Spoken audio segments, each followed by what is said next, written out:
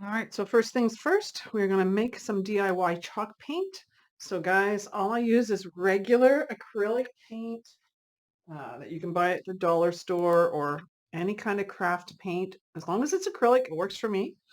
And then I have powdered calcium carbonate. My favorite brand is Greenway Biotech, and I sometimes find it on Amazon. I bought a huge bag, so I haven't had to buy it for years. Um, but yeah, check Amazon. Powdered calcium carbonate, Greenway Biotech. All right, so this is not an exact science. I have about a cup of paint in here, and I use like a 4-to-1 mix. So about a quarter cup of powdered, uh, yeah, powdered into a cup of paint. So 4 parts of paint, 1 part of powder. And I'm just going to stir this up and let it sit for like 5 minutes. And then I'll give it another quick stir, and we will be in business. We have chalk paint. It's as simple as that. No water, no muss, no fuss. If you get the powdered calcium carbonate, it doesn't tend to change paint colors. I use regular colored paint with this too, up to even including black. Actually, black's the reason I started to buy the powdered stuff. Um, so you wouldn't find little white bits in the black paint when you were finished painting your dresser or whatever you were doing. All right. It's just as simple as that. So that's some DIY chalk paint. And then you can put a lid on this and it will last quite a while.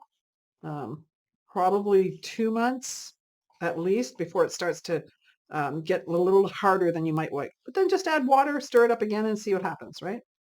No harm, no foul. So there you go. I'm going to let that sit for 5 minutes. Then I will be back to stir it and we will get started. All right, it's been a couple of minutes. You can see how it gets a little bit bubbly in there, but it's not lumpy at all. Just give it one more quick stir. And we are good to go. All right, here we go.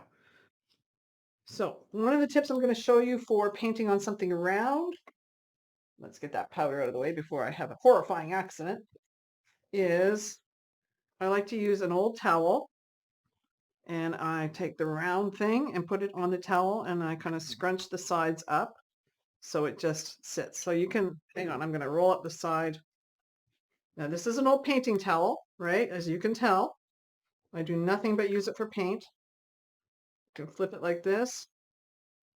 So now it'll sit in the center and it can't go anywhere. No rolling off the table on me. Like that has ever happened.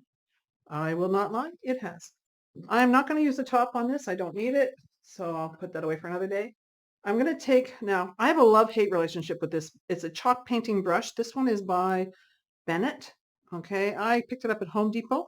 I love it because when you're painting, it gives a nice smooth finish and you can load it up with a ton of paint. It's really great for furniture and stuff, right?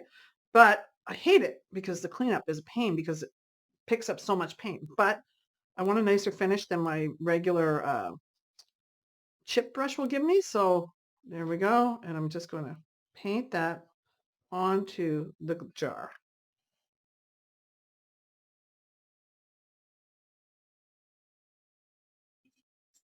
Those lumps are not paint. Those lumps are actually on the jar. So you need to do 2 coats when you are doing chalk paint on glass. The first coat is to make it stick. It's the ugly duckling coat.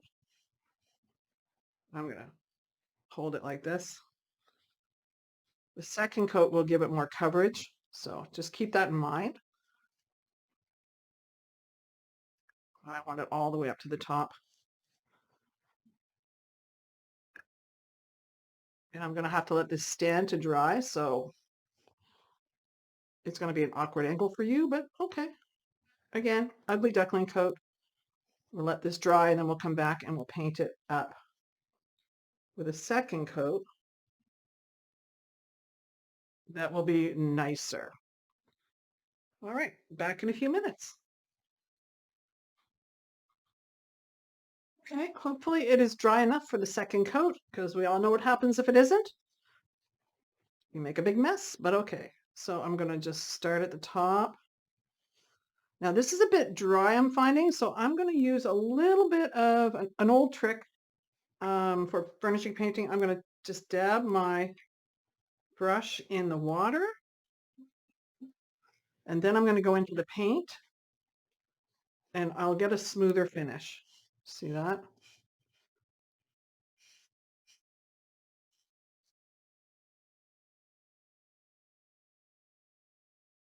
There we go. So that's the second coat coming up. So I need a bit of water into the paint.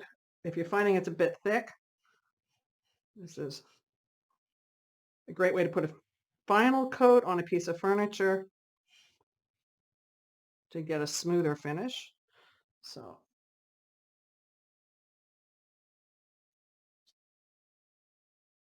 now I'm not too worried about this, guys, but you do you, right? I don't mind a few little uh, things that don't look perfect. Actually, I kind of like it that way. I prefer it.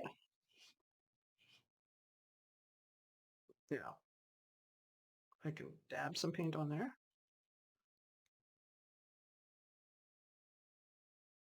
to help cover some things. And then I'm going to let this sit and dry, and we will be back for the fun stuff.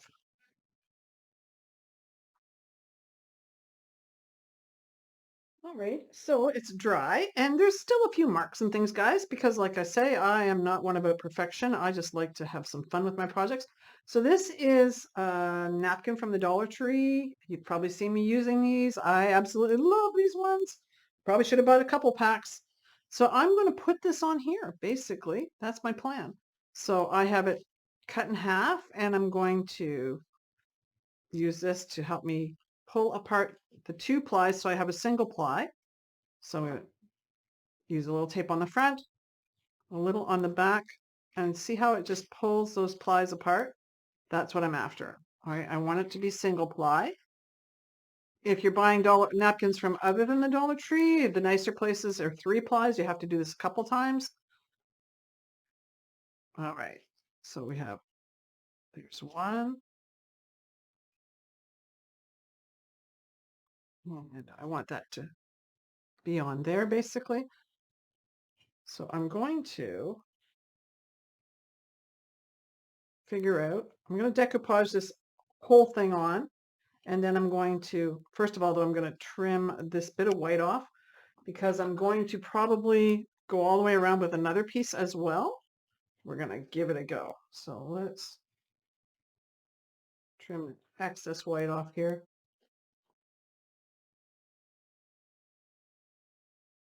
And I'm going to make this a little straighter up along the top. Hopefully. It should blend into the white paint pretty easily. Okay, so I'm not worried too much about it. Now I have Mod Podge here that dries matte. So I want a bunch of it. And I also want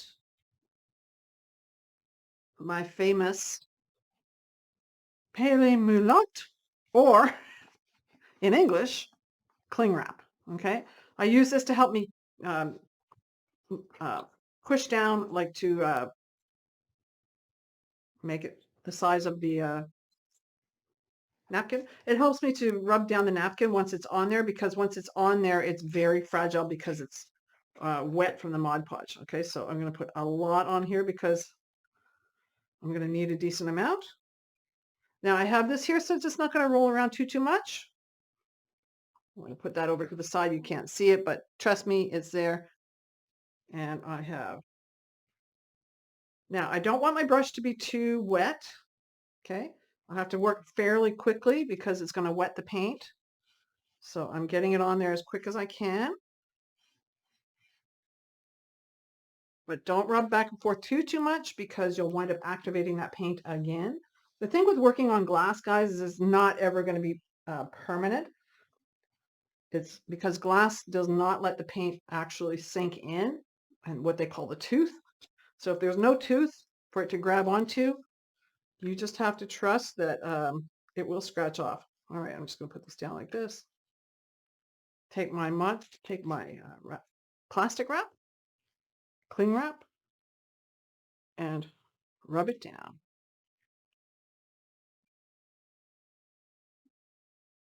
It's about the quickest, easiest way I have found to make this work, especially on a shaped surface.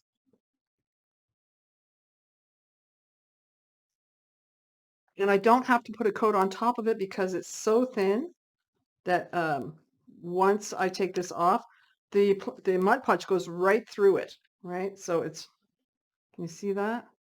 Now, I haven't got it here, and I haven't got it there, so that's okay. Now we have to kind of match up the next one. So let me see if I have a piece here.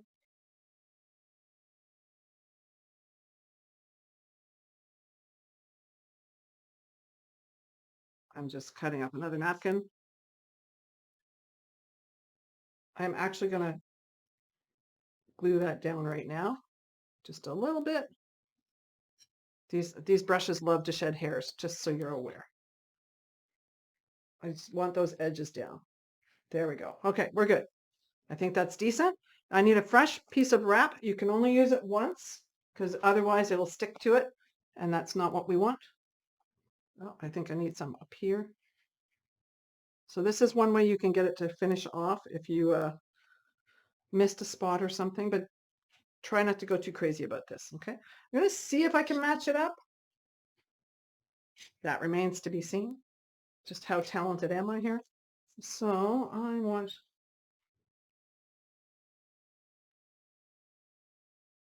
think I'm going to go this way. I think I'm just going to use this part of the napkin right here, the center. So let's just cut us a piece.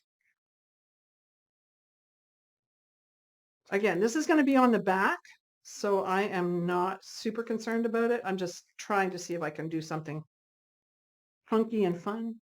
So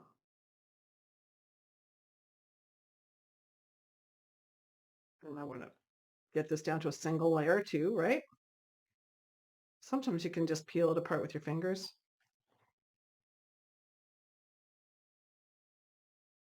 Especially where you cut it. No, not today. There we go. So I'll just back in with the tape. I always do it in a little corner. It doesn't matter if it tears. Okay, pull it apart. So just going to play around with this a little bit. It's not going to be a perfect match. It's just going to be, hopefully you won't be able to tell too much if I quickly show you the jar. So I'm going to, whoops. Glue. Decent amount of glue. See if I can keep my head out of that shot. Get some cling wrap ready because you're going to need it.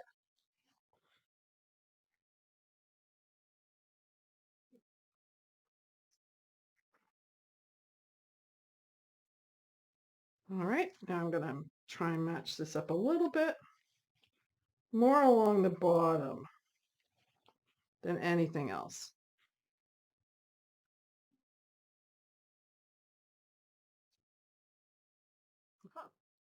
Not too bad. But see, now it's very soft. Okay, the tissue has gotten really soft because it's wet. This is why you need this.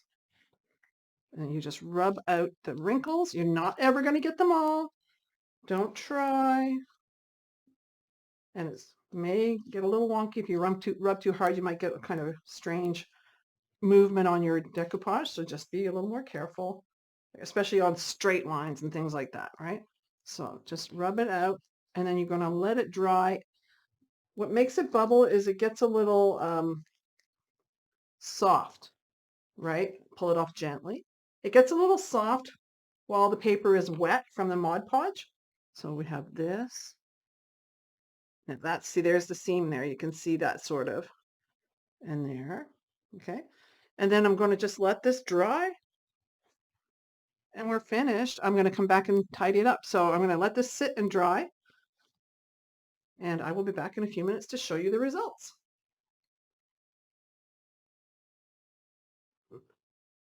Right. And last but not least, I was thinking it needed a little something something, so I'm going to just take a little bit of black and white. I always think it gives it a little more life when you have some contrast, but that's my personal style. And I'm going to pop it right on here. And then once that's dry, this will be great for dried flowers, fake flowers, maybe next to the kitchen with your utensils, next to the stove, not next to the kitchen, next to the stove with your utensils in it, or any number of things like that. I really love how this turned out. I hope you give it a try. Grab yourself some of those napkins from the Dollar Tree because I think you're going to be seeing a few projects by me using them. I just love the colors on them. There you go. Hope you enjoyed the video.